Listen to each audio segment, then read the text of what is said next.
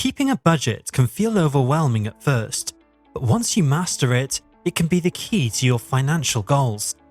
Whether you're saving for a big purchase, building an emergency fund, or just trying to avoid living paycheck to paycheck, budgeting is a powerful tool that gives you control over your finances.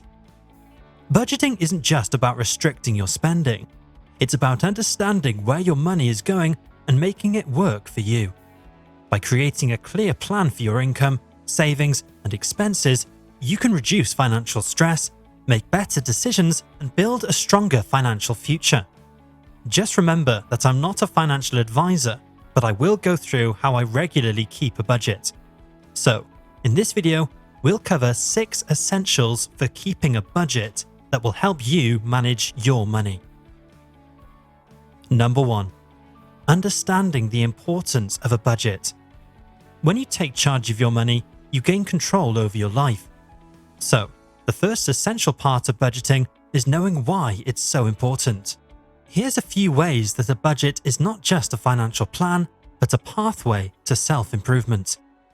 Financial awareness. Learning to budget increases your awareness of your financial situation, which in turn leads you to making better decisions. Discipline and consistency. Sticking to a budget requires discipline. It teaches the value of delayed gratification, helping you develop a mindset that is focused on self-control and growth.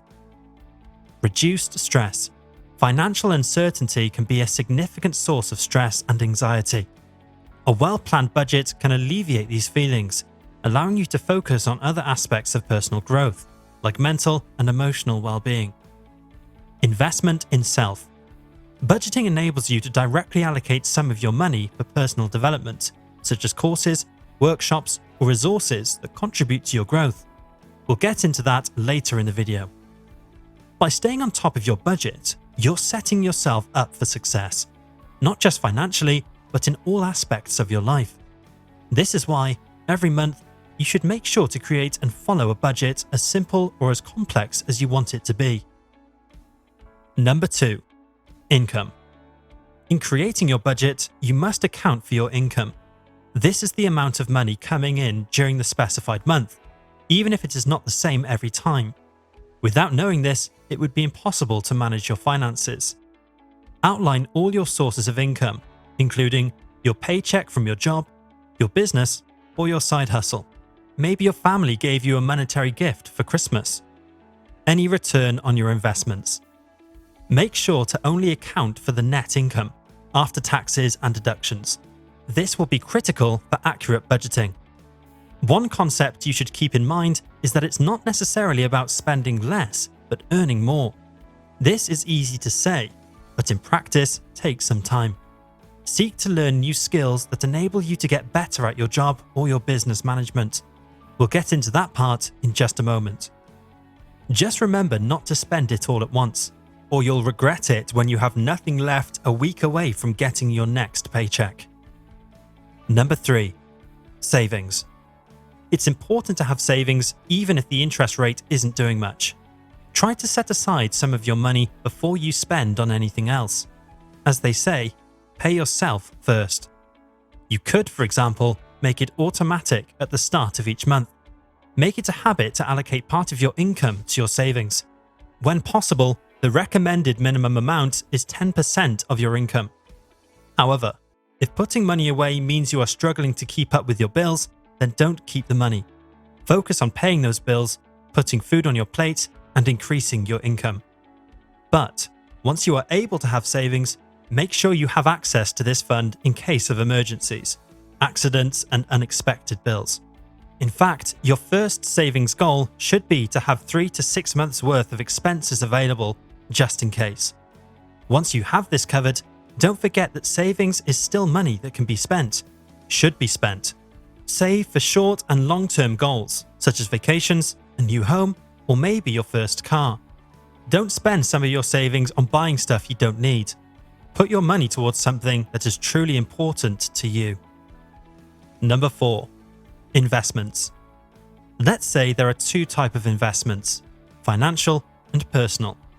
Financial investments are assets you put your money towards, hoping that, with patience and time, will grow your wealth. We'll get into the details of financial investing in another video, but keep in mind that it is a good idea to make your money work for you. Like dividend investing, for example, especially if you make the most out of compounding interest. You'll be glad you did when you have that extra money coming in each month that pays your bills. However, there's no true get-rich-quick method. Learn how to invest. Be patient, consistent, and safe. Research how to invest in stocks, bonds, mutual funds, or even real estate. I'll leave an affiliate link in the description if you want to check the investing broker that I use, Trading 212, for any of your investments. However, just like for savings, if you can't afford to invest your money yet, don't do it. And if you can invest, only invest what you can afford to lose. Every financial investment has risk involved. As mentioned previously, keeping a budget is part of your self-improvement journey.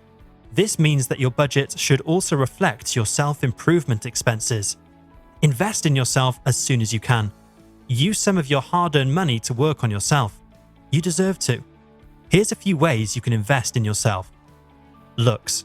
Make yourself look good and feel good by buying new clothes. Make sure to buy the quality products. More on that later. Get a membership subscription to the gym so that you can regularly work out and get your body in good health. Education. Learn from courses and books. Seek new skills. Get new certificates. This often leads you to higher income potential, either from your career or business. Basically, learn more to earn more. Skills and hobbies. Depending on the skills you work on, there is again a potential for higher income later on. But don't forget that you are human and that hobbies, activities just for your enjoyment, are important for your well-being and therefore for your self-improvement. So don't forget to include these too. Project. If you have a project in mind, a small side business you want to build, it can be a good idea to allocate some money towards it. Take it seriously. But if you are already making a good amount of money from this, it's best to keep a separate budget so that you don't get lost in all the numbers. Number 5. Expenses. In a simple budget, there are two types of expenses, fixed and variable, and it's important to track both. Starting with fixed expenses, these are your monthly obligations and include rent, mortgage, utilities, insurance, phone bills, subscriptions. This section also includes any of your debt repayment plans. Get those sorted out as soon as you can so that you don't accumulate that dreaded interest rate. Evaluating your expenses is a good way to figure out how to reduce them. As mentioned earlier, the goal is not to necessarily cut your expenses, but it is still a good idea to conduct an audit and see if you could eventually make a difference.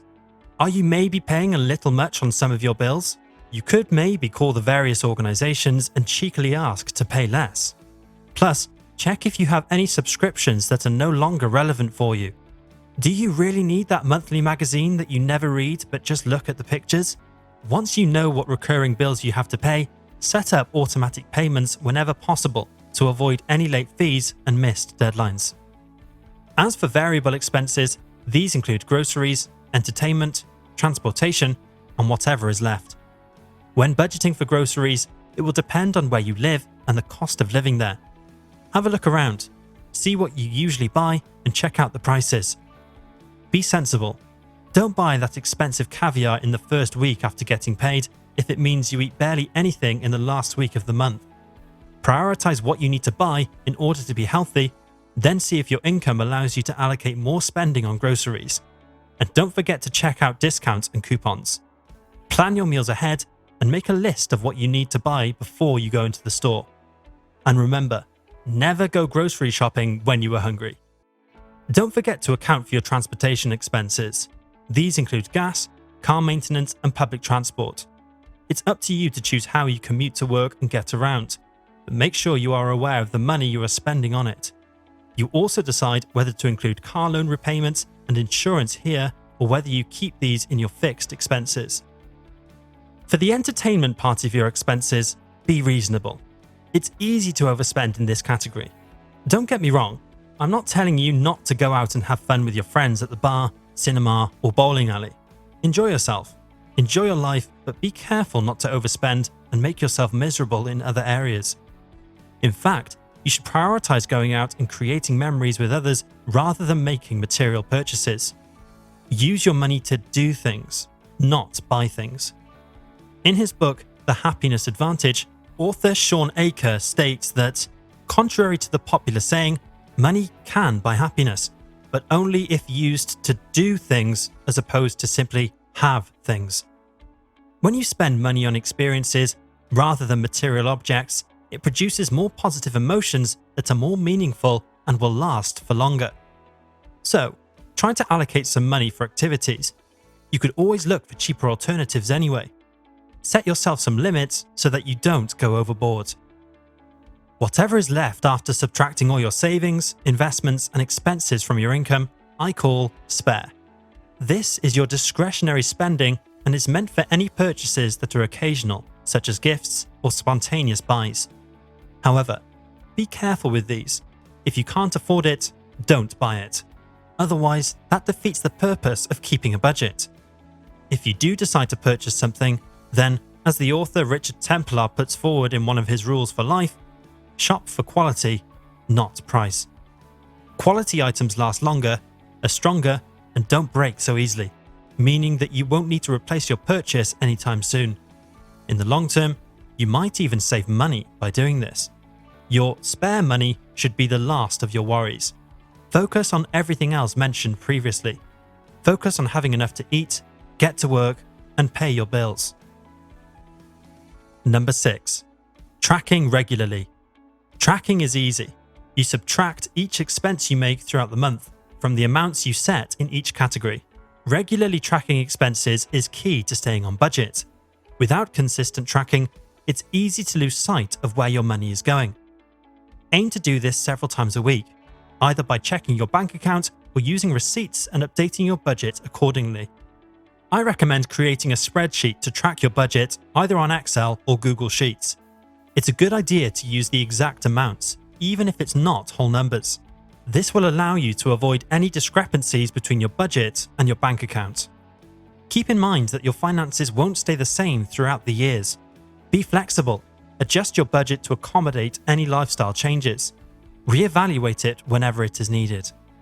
Take it seriously and keep your budget up to date regularly.